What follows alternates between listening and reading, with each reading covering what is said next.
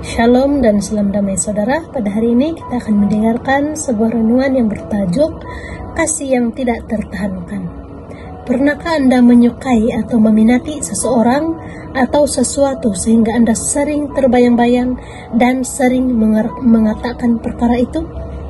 Saya pernah mengalami situasi di mana saya begitu sukakan sesuatu sehingga topik perbincangan atau percakapan saya hanya fokus kepada perkara yang saya sukai itu.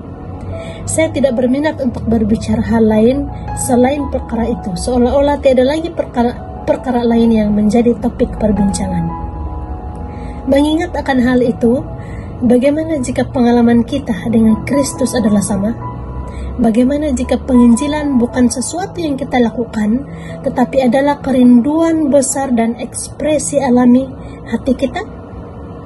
Sebagaimana para rasul zaman dahulu, kita sungguh dapat mengatakan dengan sukacita di hati kita, rantai aku, lempar aku dalam penjara, tetapi aku tidak dapat berbicara hal lain selain daripada Dia, yaitu Yesus Kristus yang kukasihi. Seperti yang dituliskan dalam Kisah Para Rasul 5 ayat 27 hingga 29 dan ayat 40 hingga 42.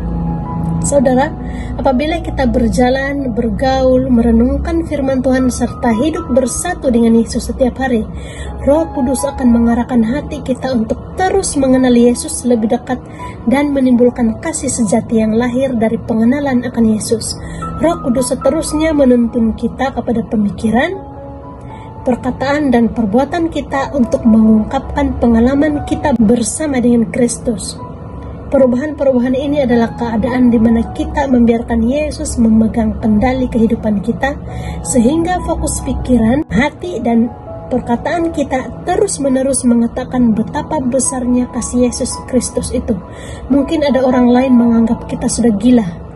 Mereka mengejek kita, mereka bosan mendengar perkataan kita akan kasih Yesus Kristus dan melihat kita dengan kebencian karena sering memperkatakan tentang Yesus Kristus dan firman-Nya. Tetapi kita akan terus bergembira karena dianggap layak menderita penghinaan oleh karena nama Yesus.